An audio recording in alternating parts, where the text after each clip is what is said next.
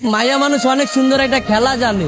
ছোটবেলায় পুতুলে মানুষ বানায় খেলে, আর বড় বেলায় মানুষকে পুতুল বানায় খেলে। বিয়া করছিলাম 5 বছরের প্রেম আর 1.5 বছরের সম্পর্ক। বিয়া 10 দিন আগে আমার ডিভোর্স হয়ে গেছে, সে আরেকটা বিয়া করে ফেলাইছে। কেন ছেড়ে গেছে এটা তো আমি কইতে পারব না, তার ব্যক্তিগত ব্যাপার, কি জন্য ছেড়ে গেছে। কিন্তু আমি আমার সাইড থেকে ওরে কোনো কমতি রাখি নাই দেওয়া।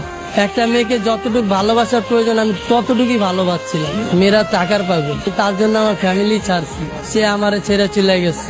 মানুষ পছন্দের একটা জিনিস কখন ছাড়ে, সে আরো দামি কিছু যদি পায় তখন ছাড়ে। সে হয়তো পাইছে আমার ছেড়ে গেছে, কিন্তু আমি এখনো পাই নাই, সেজন্য তারা ছাড়তে পারি না। তার স্মৃতি নিয়ে বাইচে আসছি।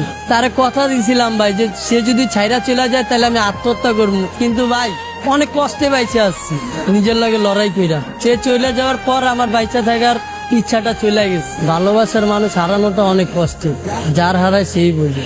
আজকে ওই মেয়ের কারণে আমি রাস্তায় ঠিক মতো খাইতে পারি না, না খেয়ে রাস্তায় রাস্তায় গেছি। আমি আমার ফ্যামিলির কাছেও চাইলেও যাইতে পারি না, কারণ তার জন্য আমার ফ্যামিলি ছেড়ে আসছে, আর সেই মানুষটা আমারে ছেড়ে গেছে। নারী তুমি ধন্য, পুরুষ মানুষের মন ভাঙার জন্য।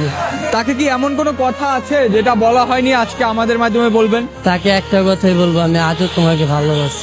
আপনার মুখে আমি একটা গান শুনতে চাচ্ছি।